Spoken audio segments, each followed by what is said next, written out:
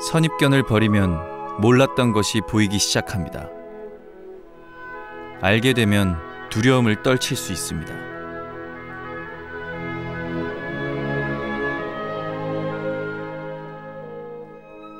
저는 지금 제 몸 안에 있는 무언가를 찾을 예정입니다. 그것은 지금껏 한 번도 들어본 적 없는 고대 바이러스에 대한 것입니다.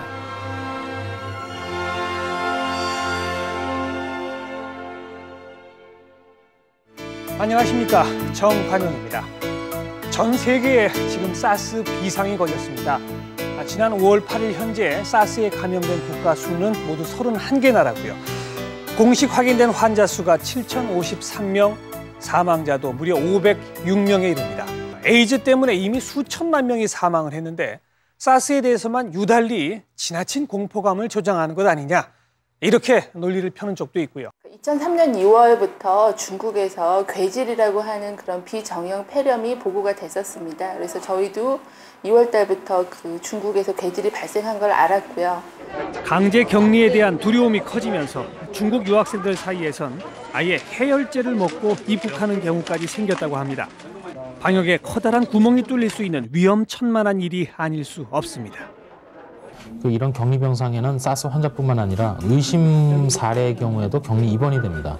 따라서 그 경우까지 생각하면 조금 더 많은 격리 지정 병원과 병상이 필요한 상황입니다. 그러나 예상치 못한 복병을 만납니다. 학교와 주택가와 가깝다는 이유로 지정병원 인근 주민들이 격렬하게 반대를 하고 나선 것입니다. 왜 이렇게 생긴지도 모르고 있고 어떻게 감염되는 건 아무도 몰라요. 정확한 건 없어요. 그렇기 때문에 공기적으로 감염이 안 된다고 말할 수도 없는 거라 이거죠. 2003년 사스 코로나 바이러스가 등장했을 때의 상황입니다. 역사는 반복되는 걸까요?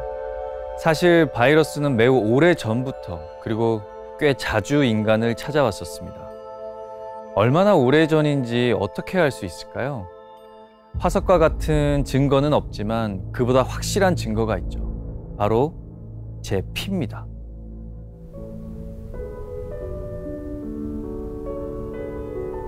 울산과학기술원에서는 우리 유전자의 정보를 분석하고 있습니다.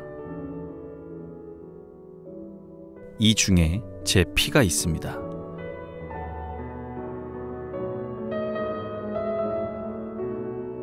저에 대한 모든 유전 정보가 이 안에 들어있죠. 정보에 접근하려면 준비가 필요합니다. 제가 궁금한 것은 제 몸에 있는 바이러스입니다. 어떤 바이러스가 얼마나 많이 있을까요? 이제 슈퍼컴퓨터가 제 피에 있는 DNA 정보를 읽어냅니다.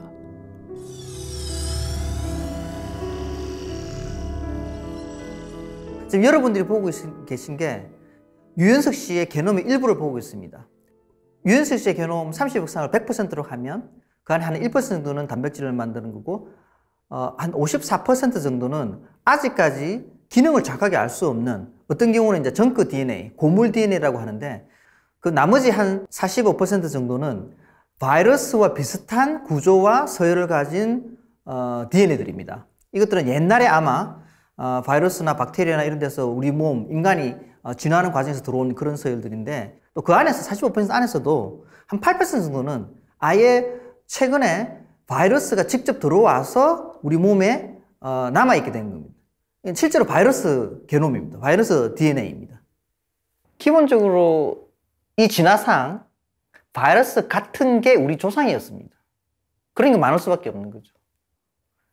그 바이러스와 같은 그 비슷한 그런 형태를 가진 원시, 그런 생명체가 있었고, 거기서 이제 바이러스로도 가고 박테리아도 가고 사람으로도 온 겁니다. 제가 어떻게 생길 것인지, 무엇을 좋아할지, 또 어떻게 행동할지를 결정하는 유전자가 제 전체 DNA의 단 1% 정도만 차지한다니. 과연 이게 어떻게 된 일일까요? 처음에는 사람들이 기대를 되게 많이 했어요. 왜냐하면 단백질이 우리 생명체에 있어서 정말 중요한 역할을 하는 분자이기 때문에 아마 단백질이 우리 유전체의 대부분을 이루고 있을 것이야 라고 생각을 했는데, 우리가 DNA를 꺼내서 이렇게 한 줌 접시 위에 올려놓는다면 그 중에서 실제로 일을 하는데 필요한 단백질 일꾼을 만들어내는 청사진은 얼마나 되느냐? 전체 DNA 양의 한 1.5%에서 2% 사이가 될 거라고 보는 거죠. 우리 인간 내가 아니야. 따지고 보니까 45%의 나의 몸은 바이러스가 조상이야. 이렇게 이해하는 건데 왜 그러냐면 우리 인간 유전체인 DNA 이거의 55%는 사람 유전자예요. 근데 나머지 45%는 레트로바이러스에서 온 흔적이 있어요. 이것이 실로 놀라운 현상인데 최초의 8,500만 년 전에 생식세포의 감염을 통해서 최초로 내재되어 들어와서 처음에는 그 숫자가 아주 작았겠죠. 근데 인간이 진화를 해 오면서 끊임없이 유전자 중복하면은 2카피, 4카피, 8, 16카피, 32카피. 그렇게 해서 많은 복사의 수가 정폭되어져서 오늘날 8%라는 엄청난 비중을 차지하고 있게 되는 거죠.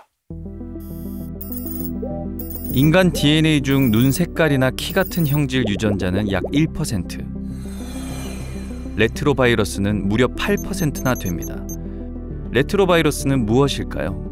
모든 생물들의 유전 정보의 흐름은 DNA에서 여기서 전사가 돼서 RNA가 만들어지고 이 RNA에서 해독이 돼서 단백질이 만들어져요. DNA에서 RNA로, RNA에서 단백질로 흐른다. 이게 유명한 중심 원리라고 하는데 중심 원리는 생명이 생기는 순서입니다. 유전 정보는 DNA에서 RNA로, RNA에서 단백질, 이 순서로 우리 몸을 만듭니다.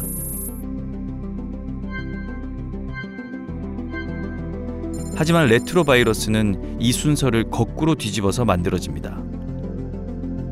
레트로는 리버스, 거꾸로라는 얘기예요. 좀 더 후속 연구를 해보니까 이 RNA에서 거꾸로 반대로 DNA를 만드는 겁니다. 그래서 이 거꾸로 DNA에서 RNA로 만들어지는 게 아니고 RNA에 있던 놈이 DNA를 만드는 거. 이 거꾸로 된다 해서 이걸 레트로 바이러스.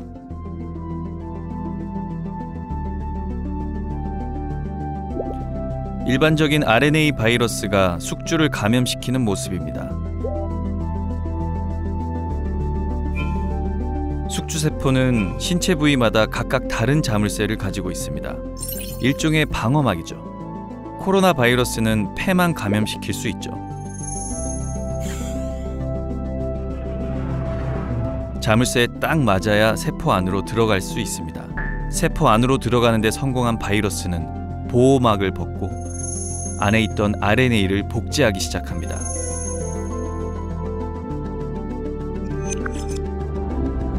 그리고 수를 불려서 빠져나가죠. 바이러스가 노리는 건 숙주의 영양분입니다.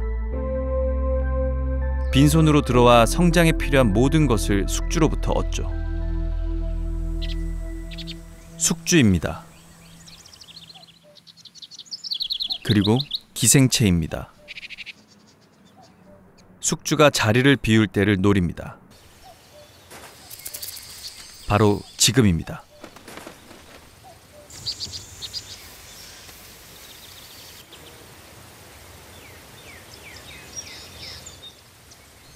작은 것이 숙주의 알, 큰 것이 기생체의 알입니다.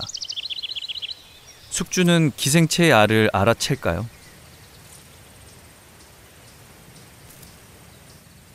같은 색깔이라서일까요? 숙주는 눈치채지 못합니다.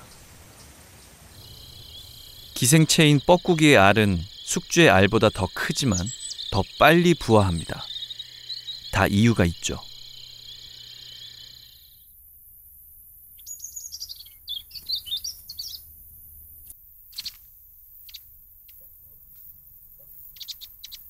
눈도 못 뜬 뻐꾸기 새끼가 오목눈이 알을 제거합니다.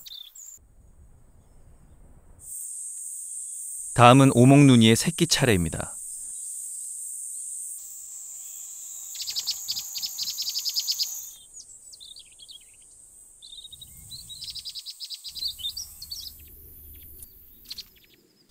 숙주가 있을 때도 똑같은 상황이 벌어집니다.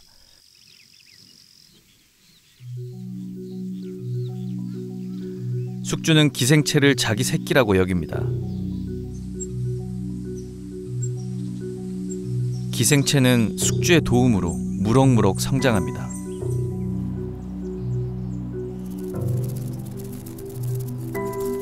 그래도 다행인 점은 있습니다.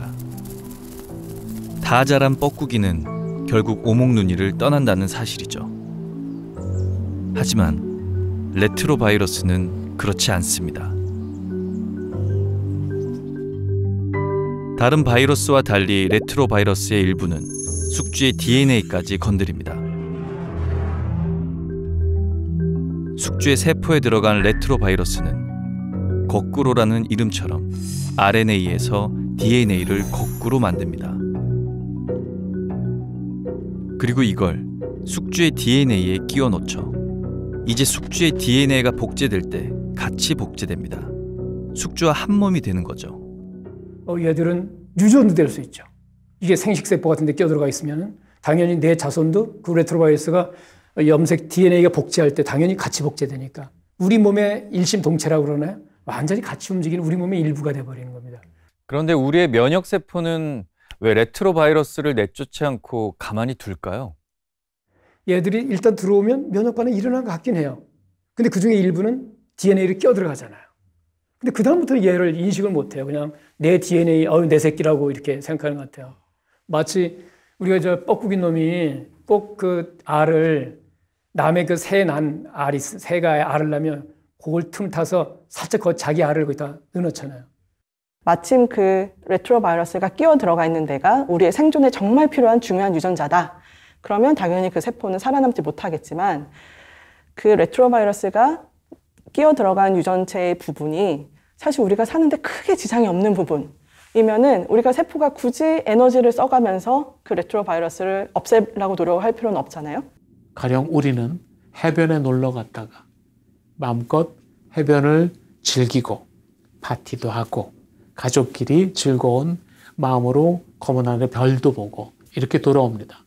우리가 버린 쓰레기는 우리가 주워야 한다 라고 말을 하는 이유는 우리가 잘 줍지 않기 때문입니다. 사람들이 나올 때 다 주우면 그런 말을 하겠습니까? 하물며 우리도 그러지 않으면서 왜 레트로바이러스에게 뒷정리는 하고 나와야지 라고 하는 요구를 하실 참 아닙니까? 그렇다면 레트로바이러스가 남긴 것들은 사실 그들에게는 전혀 필요가 없습니다. 목적을 달성했으니까요. 하나가 들어가서 수천 개가 만들어졌습니다. 나오면 되죠. 어떤 상황에서 어떤 변화를 겪게 되었을 때 그 변화의 흐름은 아무 일도 영향이 없다. 나쁜 쪽으로 영향이 있다. 좋은 쪽으로 영향이 있다. 셋 중에 하나 아니겠습니까?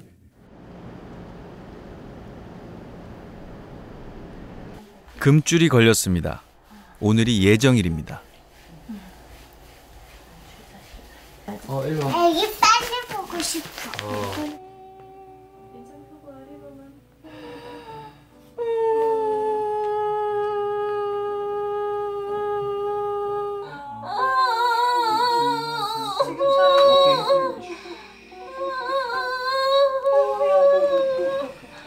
임신을 하고 10달 동안 내 몸 안에서 아기를 키운다는 것.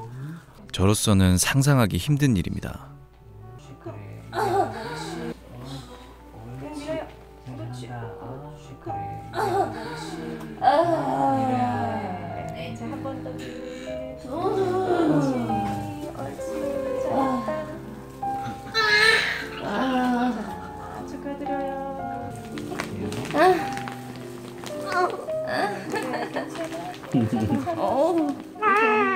아니. 잘했어. 옳지. 따뜻하게 해줄게. 아기가 태어났지만 엄마에게는 아직 할 일이 더 남아 있습니다. 정말 깨끗해요. 태반입니다.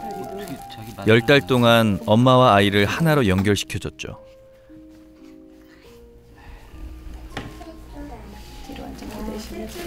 같이 연결돼서 있는 거야. 여기 준아. 우리는 생물학적으로 포유류 중에서도 태반 동물입니다. 그리고 이 태반은 레트로바이러스와 관련이 매우 깊습니다. 사실은 태아를 가졌다, 그러니까 임신을 했다 하면은 그 태아는 유전적으로 반은 남편 거예요. 반은 물론 내 거지만은 반이 남편 거라는 거는 거부 반응이 일어난다면 그때 사실 인류라는 종이 존재할 수가 없겠죠. 태반이 몸 밖에 있느냐, 몸 안에 있느냐는 굉장히 중요한 문제입니다. 몸 안에 있게 된다는 것은 사실 외부의 거대한 기생체를 몸 안에 유지시키는 일입니다. 면역 체계가 절대로 용서하고 싶어 하지 않는 일이죠. 태반 동물이라는 게 뭡니까? 사람 같은 경우에 10달 동안 모든 걸 엄마로부터 받습니다. 영양분도 받아야 되고 엄마로부터 산소 공급도 다 받아야 돼요. 근데 그걸 받는 게 어디예요? 바로 탯줄을 통해서 연결되는 거예요. 그 태반 중에서 그렇게 융합이 돼서 핵이 여러 개가 있는 그런 세포들이 이제 관찰이 된 것 같고요. 세포가 서로 융합이 일어나려면은 이게 쉬운 게 아니거든요. 세포가 자연스럽게는 융합이 절대 일어날 수가 없습니다, 이게. 근데 봤더니 이 융합을 일어나게 해주는 물질이 레트로바이러스에서 온 거예요. 레트로바이러스의 단백질 유전자 중에 하나가 있어요. 단백질이 있어요. 센사이틴이라고 이름을 부르는데 센사이틴 단백질이 이거를 융합시켜주는 일을 해요. 그게 없으면은 탯줄이 만들어지지가 않죠. 연결이 안 되는 거죠. 태반 동물의 탄생에 이런 레트로바이러스가 아주 결정적인 요인이 되었다라고 추정하는 것은 이렇게 과도한 해석은 아닙니다. 이용하고 있는 거죠. 처음에는 숙주세포가 레트로바이러스에서 감염이 돼가지고 이걸 어떻게 하면은 방어를 할 것인가를 생각을 했겠지만 이게 세월이 지나면서 진화를 거듭할수록 바이러스가 숙주세포의 모든 그런 유전자 발현 도구를 가져다 쓰는 것처럼 숙주세포도 이미 있는 거를 가져다가 나한테 유리한 거는 이용해서 쓸 수가 있잖아요. 바이러스 출신의 이 내성 레트로바이러스가 오늘날 자리를 잡아 태반 행성, 아기 생성에 관여했다는 것은 바이러스가 꼭 이렇게 해만 끼치는 나쁜 존재로 있는 것만은 아니다. 태반이 만들어지려면 아기로부터 유래한 태반 세포와 엄마의 세포가 하나로 융합되어야만 합니다. 이 융합을 가능하게 하는 단백질이 레트로바이러스로부터 왔죠.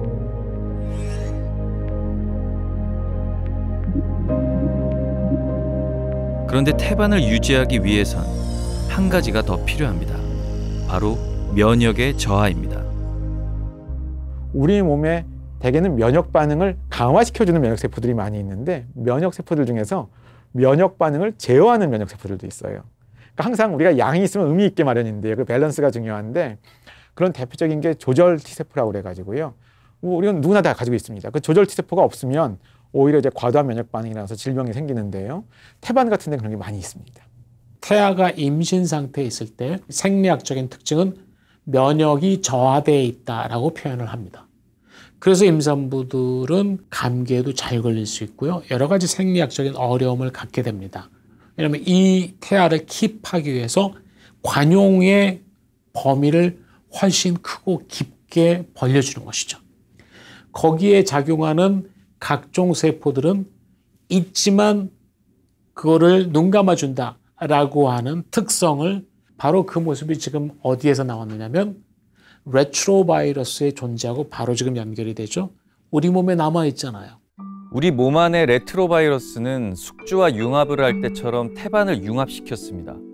그리고 숙주의 면역력을 떨어뜨리는 것처럼 산모의 면역력을 떨어뜨렸습니다.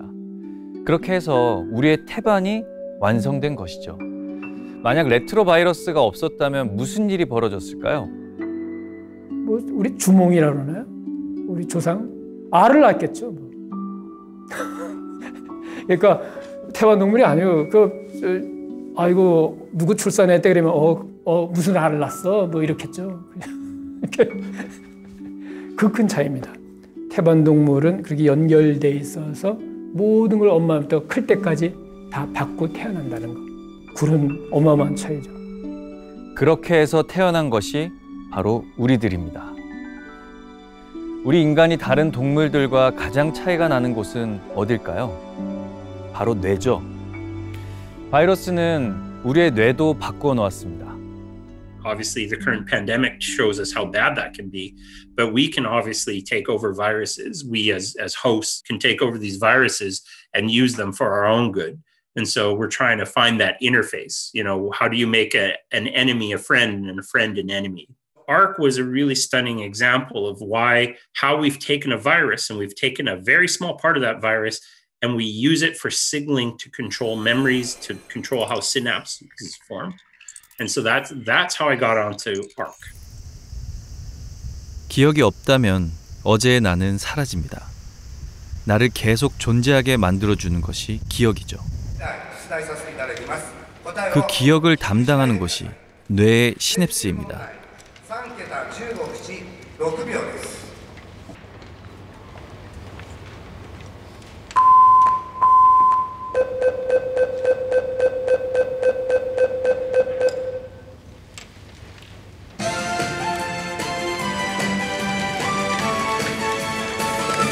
찰나의 암산 문제에 답을 쓴 사람이 이렇게 많습니다.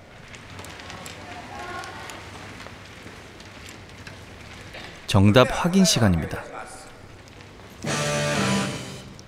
8814였네요. 시간이 갈수록 문제는 더 빨라집니다.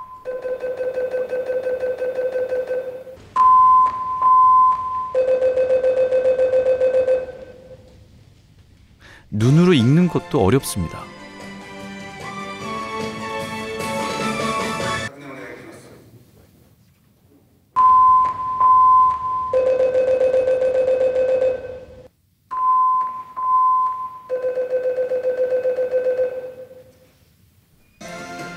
도대체 이걸 어떻게 계산하는 걸까요? 이 와중에 여전히 맞히는 사람이 있습니다. 계산기보다 빠른 암산. 인간의 뇌는 정말 특별합니다. 이제 마지막 문제입니다.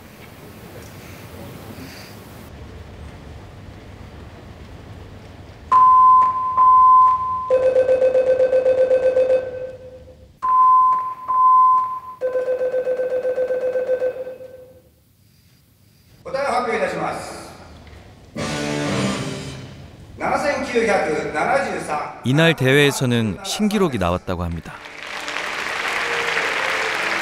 사사노 다케오 씨, 주산을 가르치는 사람입니다.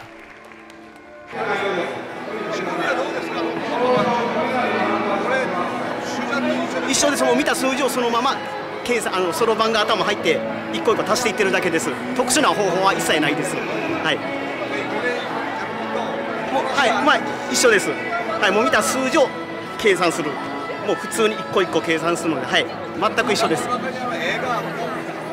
それで瞬間的に数字がそのままそろばんの玉に移って、もうそれを瞬間的に足していくような感じですね。はい。 사사노 씨의 이 경이로운 기억 능력은 시냅스가 담당을 합니다. 그리고 그 시냅스를 만들 때 아크 유전자가 필요하죠. 아크 유전자가 없었다면 인간의 문명 또한 지금과 달랐을 것입니다. 그렇다면 아크 유전자는 바이러스와 무슨 관계일까요? ARC itself is it used to be a virus. So ARC, the gene, is just a little fragment of a virus. And when we took pictures of the protein, we made a surprising discovery that we were seeing these large structures that looked like soccer balls. And those soccer balls turned out to look very much like a virus. So viruses, they make these protein shells called the capsid. And the capsid is what allows viruses to protect their DNA or RNA, their genetic material. People don't even think that ARC is in fish, for example. So even though they're vertebrates, they probably don't have ARC. Fish living in a water environment, it's a pretty maybe boring environment. So there's not a lot of differences in the environment. But in land animals, you can imagine that they have to adapt to mountains, to plains, to beaches. There's so many different environments that they have to adapt to and learn. So we wouldn't be here without viral infections. 또 있습니다. 우리가 바이러스에 감염되었을 때 가장 바빠지는 곳이 있죠. 침입자를 알아채고 공격하는 곳, 바로 면역세포입니다. 대식세포, 킬러 T세포, NK세포 등 우리 몸은 매우 다양하면서도 효과적인 면역체계를 가지고 있습니다. 어떻게 이게 가능했을까요?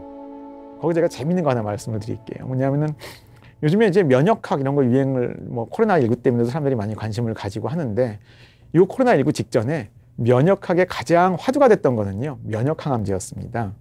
실제로 2018년도에 노벨상은 면역항암제에 기여하신 두 분한테 또 최근 2년 전이죠. 이 상도 수여가 됐는데요. 이거의 가장 근간은 암세포를 우리가 면역세포가 잘 인식해가지고 나무를 인식해서 원래 암세포는 내 거거든요. 원래는 돌연변이가 일어난 거지만 그걸 제거한다는 거거든요.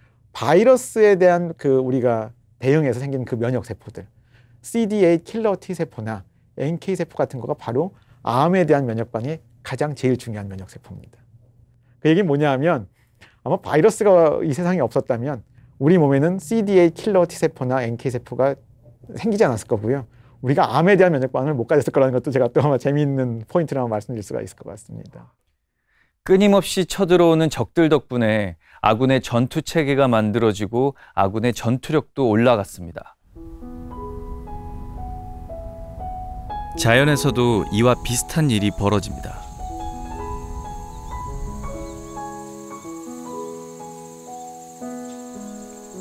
가지에 달린 날카로운 쇳불. 이 쇳불은 적의 침입을 막는 목적만 있는 게 아닙니다. 주거용 목적도 있죠. 뾰족한 쇳불에 새들어 사는 세입자입니다. 내부는 제법 널찍합니다. 안전하게 알도 낳아 키울 수 있는 훌륭한 보금자리죠. 이뿐만이 아닙니다.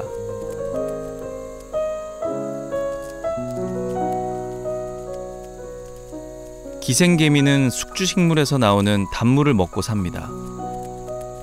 개미는 굳이 식물을 떠날 필요가 없습니다. 숙주의 다른 부위에선 단백질과 미네랄도 얻을 수 있습니다. 집도 주고 밥도 주고 이보다 더 좋은 곳이 있을까요?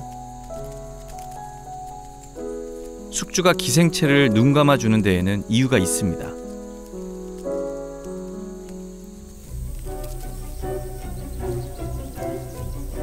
무당벌레가 숙주식물에 나타났습니다.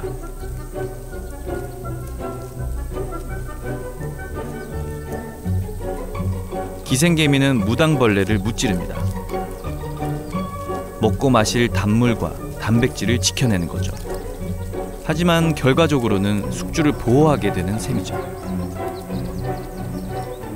The tree has changed, evolved, and the ants have changed, evolved. They've changed from being hunters to being policemen. And all they do is protect the tree. She lives about 15 to 20 years. And when she dies, the colony dies. And when the colony dies, the tree dies. 숙주와 기생체의 공생, 그리 놀랄 만한 일이 아닙니다. 우리 몸에도 같은 일이 벌어지고 있죠.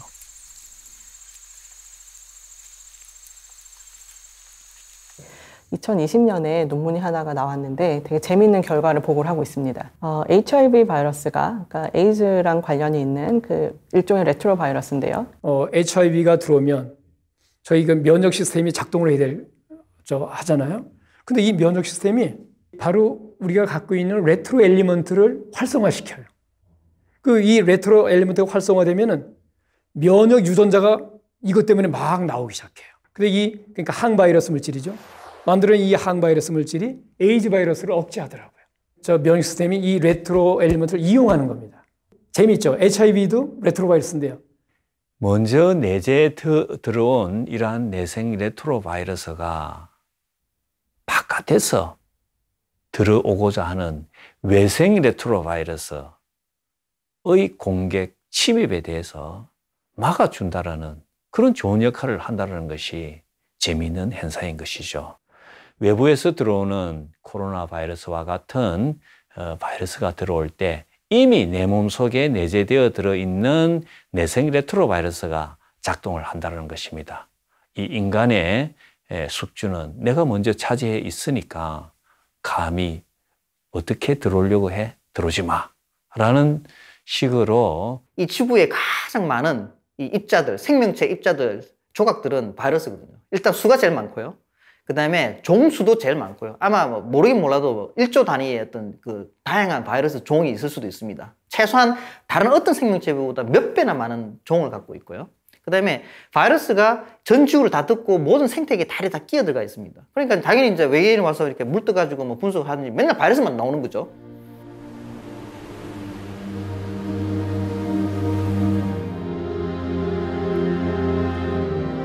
우리는 바이러스를 볼 수 없습니다. 너무나 작은 탓에 바이러스가 있는지 알게 된 것도 사실 얼마 되지 않죠. 바다에는 육지보다 훨씬 더 많은 바이러스가 있는 것으로 알려져 왔습니다.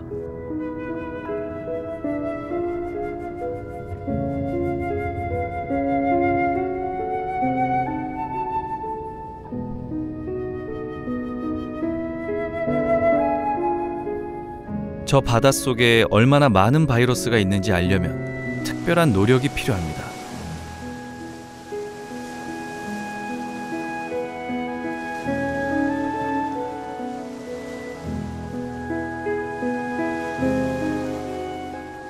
해양 조사를 하기 위해 특수 장비를 실은 연구선입니다.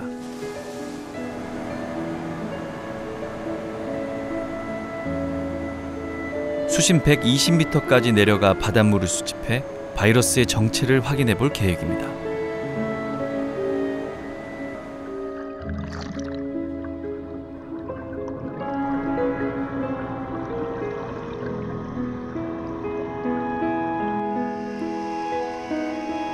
해저를 향해 장치는 내려갑니다.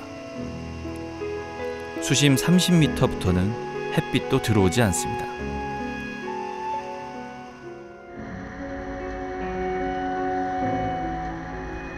수심 120m에서 장비가 끌어올려집니다. 본격적인 임무 수행은 지금부터입니다.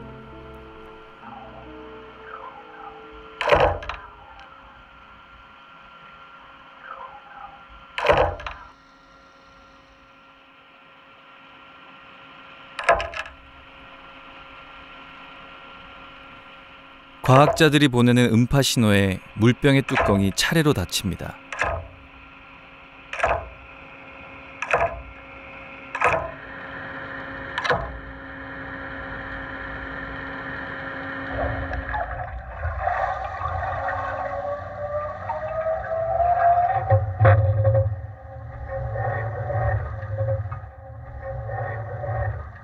해양 바이러스는 바다 미생물에 막대한 영향을 미친다고 합니다. 황청윤 교수는 극지부터 연근해까지 바닷물을 수집해 바이러스를 연구하고 있습니다. 바이러스를 어떻게 찾아내는 걸까요?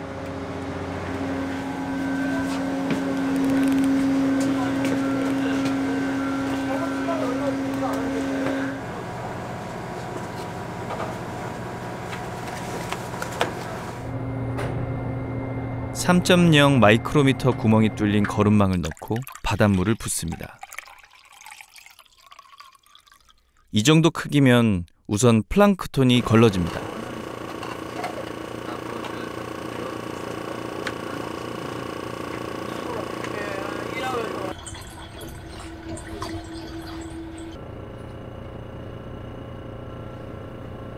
걸러진 물을 다시 0.2 마이크로미터의 거름망으로 거릅니다. 이 정도 크기면 박테리아가 걸러지죠.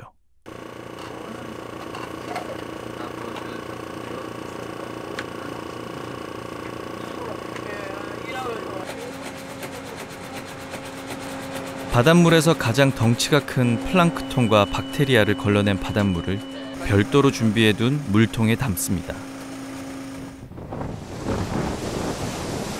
그 안에 무엇이 있는지 보려면 육지로 가야 합니다.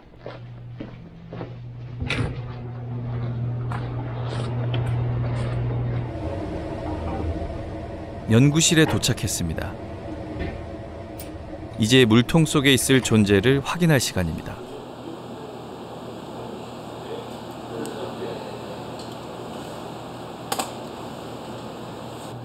처음 봤을 때는 굉장히 아름답다라는 생각을 이제 가졌습니다. 마치 이제 우주를 보는 듯한 그런 느낌을 가졌었고, 바닷속에서 찾으려 했던 것이 바로 이겁니다. 해양 바이러스죠. 이제 숙주를 박테리아로 하는 그런 바이러스를 박테리오파지 또는 그냥 파지라고 부릅니다.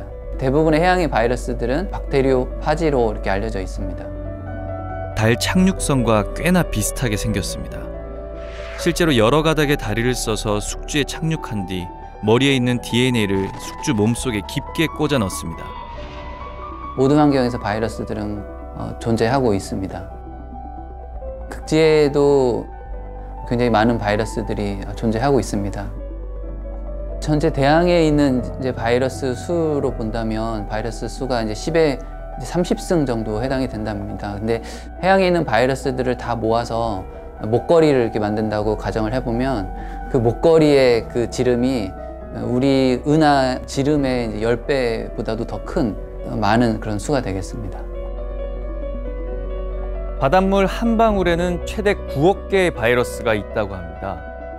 바닷속에는 얼마나 많은 종의 바이러스가 있을까요? 바이러스는 생물과는 다르게 이게 종에 대한 명확한 그런 개념이 아직 없는 상태입니다. 유추할 수 있는 그런 방법으로서는 숙주의 그런 이제 종의 수 또는 그 수보다 이제 좀 더 많을 것으로 추측을 할 수 있겠죠. 가장 많은 그런 숙주 생물로서는 이제 박테리아가 있는데 100억 정도의 수가 알려져 있습니다. 바다에 사는 박테리아가 100억 종. 바이러스는 모든 종류의 박테리아를 감염시킬 수 있습니다. 그렇다면 바다에 있는 바이러스는 100억 종 이상이 되겠죠? 그럼 이 바이러스들은 바다에서 과연 무슨 일을 벌이고 있을까요? 해양 바이러스가 박테리아를 이제 사망시킴으로써 박테리아 안에 포함되어 있던 영양염 등을 외부 환경으로 이제 방출하게 됩니다. 영양염은 육상에서 식물을 키울 때 그 성장을 이렇게 도와주기 위해서 이제 비료를 사용을 하죠. 비료에 이제 포함되어 있는 것들이 질소계 또는 이제 인산계의 그런 영양염들이 포함되어 있습니다. 해양의 경우에는 이 영양염이 이렇게 충분치가 않습니다. 바이러스는 숙주 생물을 이제 죽임으로써 그 안에 포함되어 있는 영양염들이 다시 또 해양으로 방출되게끔 하는 그런 공급자의 역할을 한다고 볼 수 있겠습니다.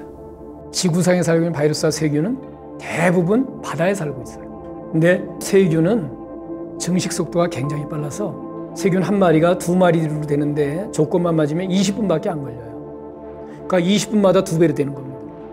그럼 24시간 동안에는 세균 한 마리가 몇 마리가 되겠어요? 그러니까 2에 72승 마리가 돼요. 그러면 바다는 세균으로 가득 찰 겁니다. 모든 물고기, 해양 생태계가 싹 고장나죠. 없어지죠. 그럼 당연히 우리 인간 삶도 없어요. 바닷물이 오염되면. 근데 얘들을 세균을 더 폭발하지 못하도록 유지해주는 게 바이러스입니다.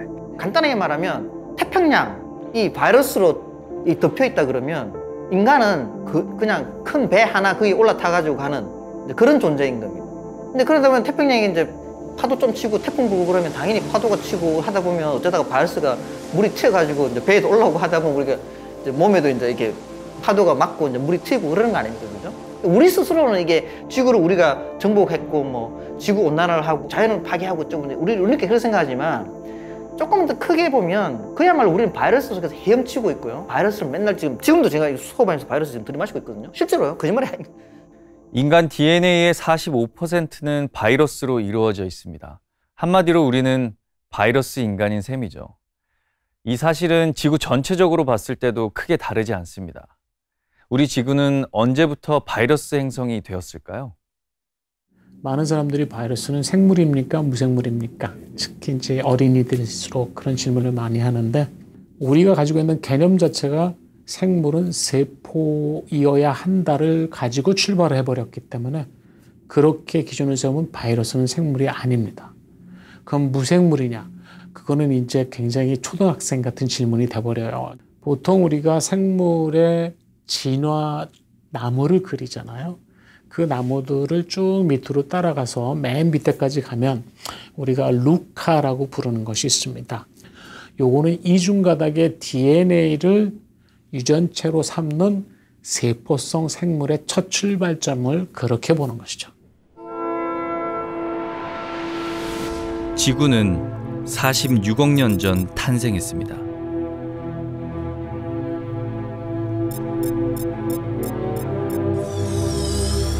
생명의 나무는 어쩌면 반쪽짜리 역사입니다. 세포가 있는 생물의 역사이기 때문이죠. 바이러스는 이 역사에 존재하지 않습니다. 오히려 바이러스 세계에 우리 사람이 들어온 거죠. 사람이 나고 나서 바이러스가 이제 태어나서 들어온 게 아니고 반대로 돼야 되는데 자꾸 사람은 우리 위주로 생각하다 보니까 우리는 선량한데 느닷없이 바이러스가 나와가지고 우리한테 신종 바이러스가 들어왔다고 생각을 해요. 전혀 아닙니다. 바이러스 월드, 바이러스 세상에 인간 혹은 다른 동물들이 출현했고 당연히 바이러스가 거기에 이제 감염하게 됐고 공존하게 된 그렇게 봐야 되겠죠. 어쩌면 우리가 보는 바이러스의 기원은 생명체의 출발 이전부터 있었을 것이다. 당연하죠.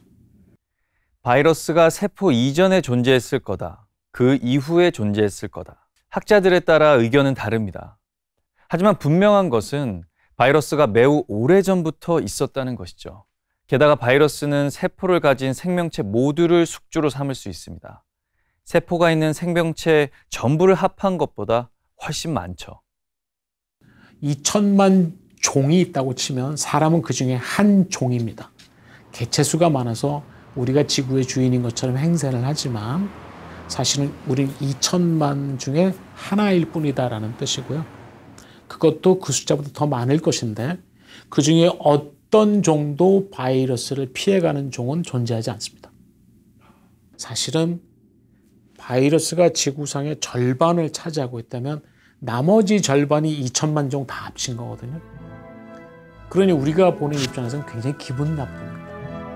세포의 역사에 바이러스를 포함시켜 보겠습니다.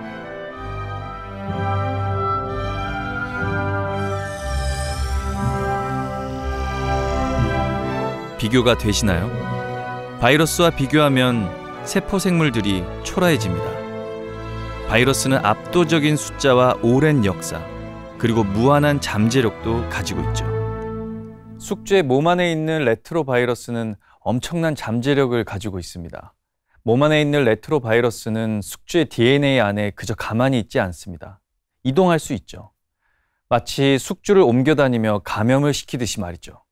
유전체 안에서도 레트로바이러스가 이렇게 옮겨 다닐 수가 있어요. It's a piece of bad news, but it doesn't leave the cell. It just changes the cell by jumping.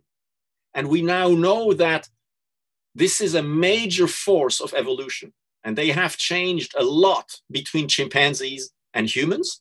I'm sure there are points in human evolution that sicknesses and pathogens have made a very large impact. 사람하고 침팬지랑 고릴라, 유인원들의 요 RNA가 다 보존이 거의 돼 있었어요.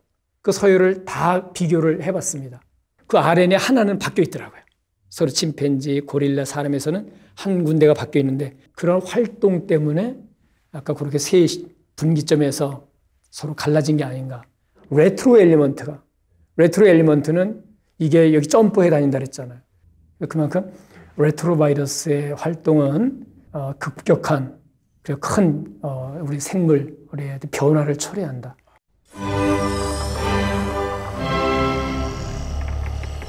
다른 은하계에서 우주선을 타고 우리나라에 과학자들이 왔습니다. 외계 과학자들이. 그래서 이 지구를 분석을 합니다. 분석을 해갖고 생물학적으로 게놈 분석을 했든지 뭐 생명체, 생태계를 분석하고 나면 결론적으로 숫자적으로나 이 생태계에 돌아가는 거 보면 제 생각에 그 사람들이 지구를 바이러스 행성이라고 부를 겁니다.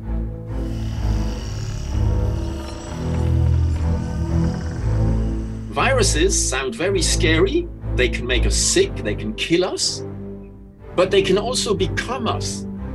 And they hang out, they sit on our genome, and every now and then, human biology invents a new idea by using one of these fossil viruses.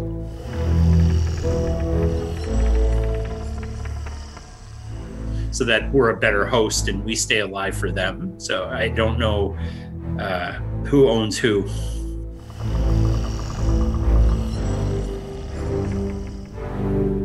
바이러스 학이라고 하는 학문을 가르칠 때 첫 장의 첫 줄에 항상 그런 말이 나옵니다. 인간은 물론이고 지구상에 있는 모든 생명체가 현재의 모습인 것은 바이러스의 영향이다.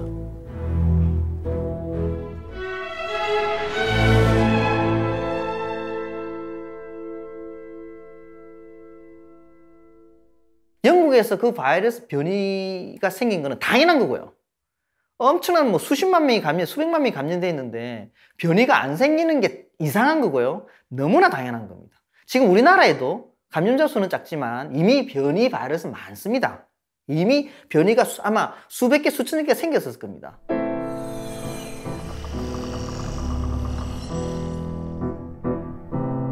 침팬지는 에이즈에 걸리지 않습니다.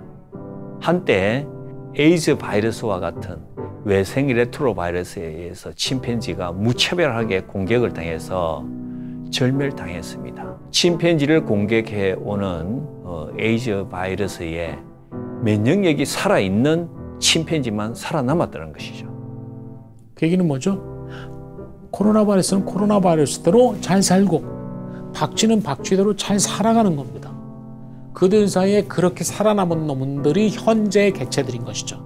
그러나 그전에는 100만 년 전에 얼마나 많은 박쥐가 놀라서 죽었겠습니까? 근데 만약에 바이러스가 완전 깡패 적이라서 약탈자라서 지가 복제만 막 하고 딴 데로 튀어버리고 우리를 죽여버리면 결국 이게 성공적인 걸까요? 바이러스에서? 바이러스의 감염력하고 치명률은 반비례 관계를 갖고 있습니다. 이게 물리적인 겁니다. 수학적인 겁니다. 그렇지 않습니까? 어떤 바이러스가 나와서 사람을 많이 죽여버리면 당연히 감염률이 떨어질 수밖에 없죠. 숙주가 다 죽어나가는데 어떻게 감염률이 올라갈 수 있나요? 그러니까 독감이나 감기처럼 적절하게 사람을 아프게 하면서 죽이지는 않고 또 이제 기침 많이 해갖고 또 넘어가고 풍토병이 되는 거죠. 그죠? 그럼 코로나 바이러스도 풍토병화 될 수밖에 없습니다. 생명체가 계속해서 변하고 진화하는 건 너무나 당연한 거고 그렇지 않으면 생명체가 아닙니다. 재난은 가장 약한 고리부터 끊어냅니다.